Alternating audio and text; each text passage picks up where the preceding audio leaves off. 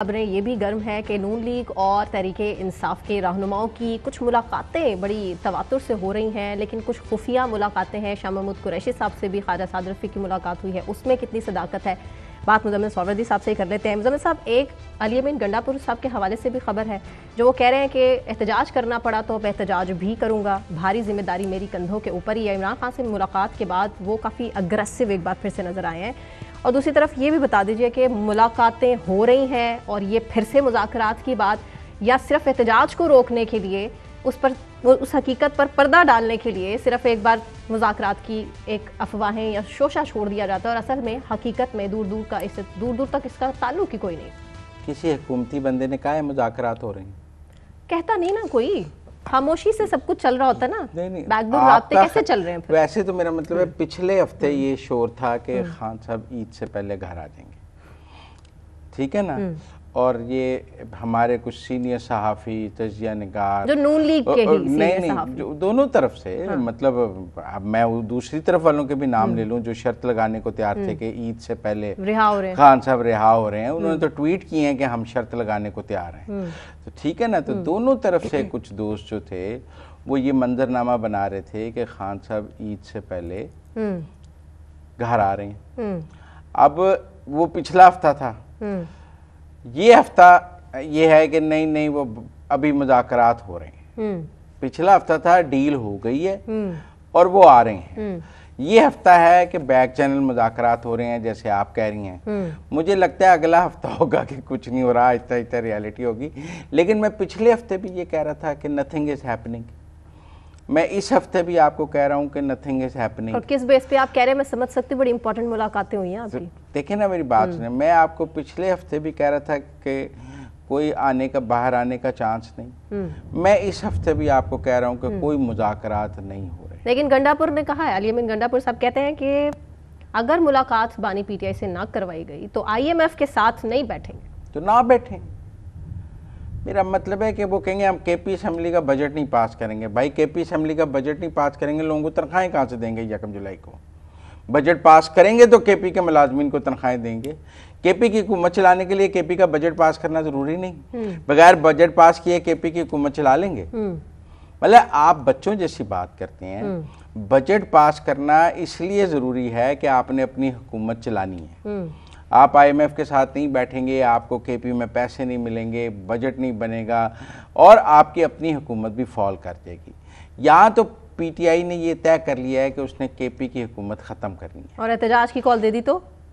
हाँ, किसी ने ट्वीट किया हुआ था 31 मई का डी चौका पर। मुझे नहीं लगता कोई एहतजाज की कॉल है। वो कह रहे हैं हम तैयारी कर रहे हैं, सारा निज़ाम बानी PTI इमरान खान तहरीक इंसाफ को ख़त्म नहीं कर सकता। ये सूरत हाल तो हमारे सामने है, हम एहतजाज करेंगे, भरपूर तहरीक चलाएंगे। आपको लगता है डी चौक की कॉल आने लगी है या अडियाला की कॉल आने लगी है? ये तो अब डिसाइड करेंगे। आपकी क्या राय है? एहतजाज करेंगे मुझे लगता क्या एहतजाज है? एक तो एहतजाज कल पेशावर में होना ना 25 को ड्रोन हमलों के खिलाफ, वो करते रहे जुनेद अकबर ने जिसका ऐलान किया वज़ीरिस्तान, ठीक है, वो उस पर तो कोई इतराज नहीं किसी को। एहतजाज की रेड लाइन तो तब गुजरती है जब आप डी चौक या अडियाला जाने का ऐलान करते हैं। अगर आप पेशावर और KP के अंदर एहतजाज करना चाहें तो किसी को कोई इतराज़ है? आप 100 दफ़ा करें, 150 दफ़ा करें, 350 दफ़ा करें। आप वहाँ कन्वेंशन करें, एहतजाज करें, रैलियाँ निकालें, जो मर्ज़ी करें। आपकी अपनी हुकूमत है, आपका अपना आप जंगल में शेर है, आप बादशाह हैं वहाँ के, जो मर्ज़ी करें। अभी 25 को आपने ड्रोन के खिलाफ एहतजाज किया है, फिर आप और कुछ कर लें। सवाल तो है कि क्या दोबारा अटक का पुल पार करने का मूड है या कोई हिम्मत रखता है? नहीं, मूड है। देखिए, हिम्मत की बात नहीं मैंने की, मेरे मुंह में ना अपने अल्फाज डाला करें। अच्छा, एक मैंने और कहा जवाब दें कि क्या अटक का पुल पार करने का मूड है? मूड तो है। किसका? तहरीक इंसाफ की क़यादत का। अलीमा खान भी इस तरफ इशारा करती है। अलीमा खान भी इस तरफ इशारा करती है, तो खुद मेरा मतलब 20 बंदे नहीं होंगे 26 नवंबर को, तो ये अकेली होती कह रहे हैं कि भाई आप मेरी बात सुने, ड्यूटी क्या अभी तक अलीमा खान कोई क्राउड पुलर के तौर पर सामने आई हैं? नहीं हैं? नहीं। बुशरा बीबी आई थी ना? नहीं, बुशरा बीबी तो क्राउड पुलर के तौर पर सामने आई ना। आप ये बताएं कि अलीमा खान लाहौर में 1000 बंदा इकट्ठा कर सकती हैं? फिर भी उनको अडियाला नहीं मिलने दिया जाता, उन्हें उठा के कहीं और छोड़ाते। मिलने देने या ना देने कोई उनके साथ, मतलब यहाँ तो आप कहें ना 10,000 कारकुन उनके साथ चले गए अडयाला के, अगर आप अलीमा को नहीं बुलाएंगे तो हम यहाँ बैठे हैं। वो बुलाती नहीं, कोई जाता है उनके साथ, वो कहती है नहीं, आप मेरी बात सुनिए ना।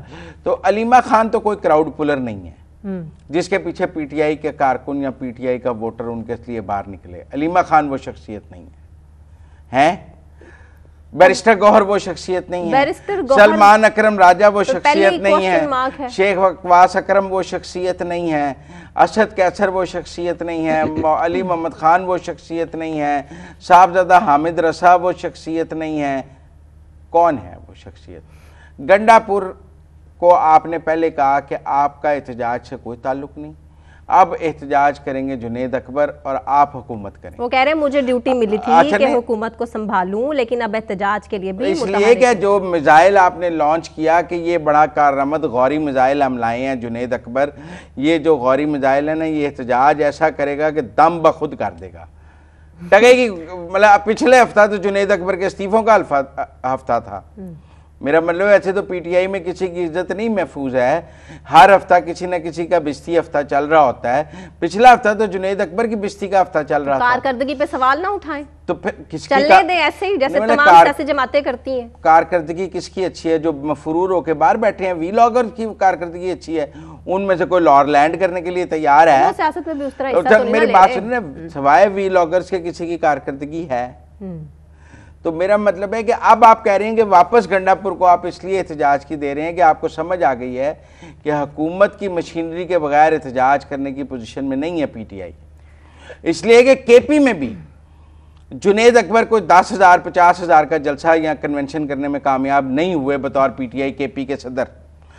वो गंडापुर की हुकूमती मशीनरी के मोहताज हैं। हाँ। कि जब हुकूमत की मशीनरी साथ जुड़ेगी, जब हुकूमत के डीसी डीपीओ साथ चलेंगे तो ही एहतजाज, जब हुकूमत की करेने साथ चलेंगी, जब पटवारी तहसीलदार साथ चलेंगे, फिर पीटीआई का एहतजाज केपी में बनता है, अकेले नहीं बनता। इसीलिए दिया ना है, अवाम ने हुकूमत इसीलिए दिया, एहतजाज करने के लिए दिए, काम करने के लिए दिए, लीडर को जेल से बाहर निकालने के लिए नहीं, एहतजाज करने के लिए दिया। फिर उसके लिए एहतजाज तो करना पड़ेगा ना। अच्छा, एक चीज मुझे समझ नहीं आई, अली अमीन गंडापुर साहब कह रहे हैं कि 2 महीनों के बाद मुलाकात की इजाजत मिली है। जो दूसरी तरफ इमरान खान साहब ने, आपको याद होगा पिछले दिनों का, वो तो मिलने ही नहीं आते।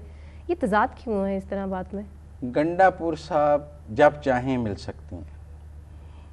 अंदर की बात, अंदर की बात ही खत्म कर दी सब कुछ। गंडापुर साहब, बैरिस्टर साहब जब चाहें मिल सकते हैं।